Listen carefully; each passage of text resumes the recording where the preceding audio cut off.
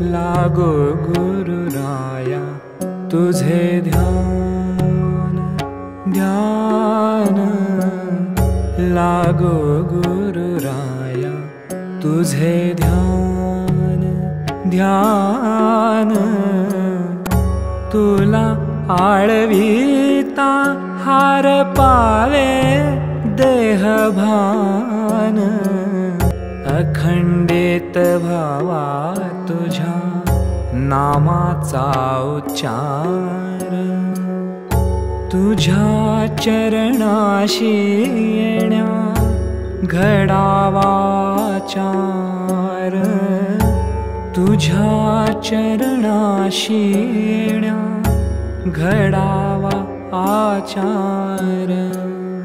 मंगल वाद्यांचा सुमधुर ध्वनी, सर्वत्र दुमदुमणारा जयघोष, अगदी अभूतपूर्व चैतन्य व उत्साह नागपूरकरांमध्ये संचारला होता।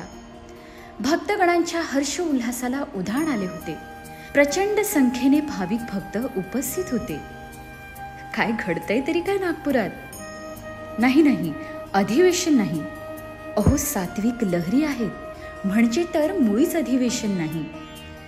निर्गुण स्वरूपातही स्वतःच्या अस्तित्वाची जे प्रचिती देतात, जे अलौकिक ज्ञान देतात, ब्रह्मानंद देतात, रंजल्या गांजलेल्यांना आधार देतात, चुकलेल्यांना अभय देतात, कोणतेही नाते नसताना त्याच्या वाईट प्रसंगात मदत करतात, अशा परमात्मा स्वरूप अनंत श्री विभूषी जगद्गुरु रामानंदाचार्य श्री स्वामी नरेंद्राचार्यजी महाराज यांचे आगमन झाले होते नागपूर भूमीत। औचित्य होते परमपूज्य जगद्गुरु श्रींच्या समस्य मार्गदर्शन व दर्शन सोहळ्याचे, जो संपन्न झाला दिनांक 17 व 18 ऑगस्ट 2024 रोजी, तेही स्वस्वरूप संप्रदायाच्या पूर्व विदर्भ उपपीठ मोहगाव झिलपी नागपूरमध्ये परमभाग्याने लाभलेल्या परमपूज्य स्वामीजींच्या दिव्य सहवासाचा लाभ प्राप्त करून घेण्यासाठी या 2 दिवसाच्या सोहळ्यास पहिल्या दिवशी 15 ते 16 हजार भाविक, तर दुसऱ्या दिवशी सुमारे 17 ते 18 हजार भाविक भक्तांची उपस्थिती होती। प्रभू रामचंद्र अयोध्या नगरीत परत आल्यावर सर्वांचा आनंद जसा दुथडी भरून वाहत होता, तसाच परमानंद जणू परमपूज्य जगद्गुरु श्रींच्या आगमनाने झाला होता। दशदिशा उजळून निघाल्या होत्या। यजमानांनी भक्तिभावाने दिलेल्या सुंदर पुष्पहाराचा परमपूज्य गुरुमाऊलींनी अत्यंत प्रेमाने स्वीकार केला। सुवासिनींनी श्रद्धापूर्वक परमपूज्य गुरुमाऊलींचे औक्षण केले। भव्य अशा सुशोभित संतपीठावर परमपूज्य गुरुमाऊलींचे आगमन होताच आपल्या उपास्य दैवतांच्या प्रतिमेला अभिवादन करून सिंहासनावर परमपूज्य स्वामीजी आसनस्थ झाले। भाविक भक्तांनी गुरुनाम घोषाचा व सांप्रदायिक जयघोषाचा उत्स्फूर्तपणे जय जयकार केला। वेदशास्त्र संपन्न पुरोहितांनी परमपूज्य जगद्गुरु श्रींचे विधिवत पाद्यपूजन केले। यानंतर परमपूज्य गुरुमाऊलींनी आपल्या भक्तांच्या मनीचा भाव ओळखून प्रेमाने भाविक भक्तांना बोध केला।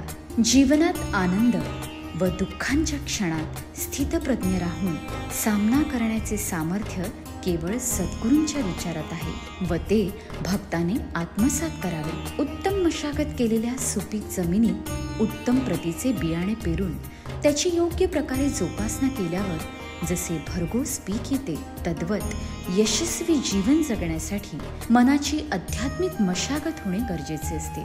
सद्गुणांचे अधिष्ठान म्हणजेच मन, त्यामुळे मनाची आध्यात्मिक मशागत होणे गरजेचे असते। त्यासाठी प्रथम चंचल मन स्थिर केले पाहिजे। मनाला भक्तिरूपी व्यायाम दिला पाहिजे। स्वप्नातही कुणाचे वाईट चिंतू नये। त्यामुळे मन निर्मळ व निर्विकार बनते व अशाच मनात दया, क्षमा, शांती व सहिष्णुता या गुणांची वृद्धी होते व भाविक भक्त उज्ज्वल जीवनाची वाटचाल करू शकतो। परमपूज्य जगद्गुरु श्रींची प्रासादिक वाणी भाविक भक्तांनी तन्मयतेने ऐकली आणि श्रवणानंद भरभरून घेतला। नंतर दर्शनार्थी भाविकांनी दर्शन घेत आपला भक्तिभाव गुरुचरणी अर्पण केला। चरण दर्शनाने भाविकांचे जीवन पुन्हा एकदा नव्या ऊर्जेने उजळून निघाले. समस्याधारकांना आपल्या समस्यांचे परमपूज्य गुरुमाऊलींकडून समर्पक असे मार्गदर्शन लाभले. त्यांच्या मार्गदर्शनाने भाविकांना एक प्रकारची सकारात्मक ऊर्जा मिळाली. मनाला दिलासा व समाधान देखील नक्कीच लाभले असणार, यात तीळ मात्रही शंका नाही. परमपूज्य गुरुमाऊलींचे मौलिक विचार व लाख मोलाचा मंत्र आत्मसात करून प्रथम दिवशी सोहळ्यात 948 भाविकांनी उपासक दीक्षा घेतली, तर दुसऱ्या दिवशी 401 भाविकांनी साधक दीक्षा घेऊन गुरूंप्रती सदैव लीन राहून उपासना साधना करण्याचा मार्ग निवडला. गुरु सानिध्यात चाललेला हा 2 दिवसीय सोहळा सांगतेकडे आला. व नभात मेघ भरून यावे पण जलवर्षाव होऊ नये असेच काही भाविकांचे झाले. आपल्या लाडक्या गुरुमाऊलींना निरोप देताना कंठ दाटून आला होता.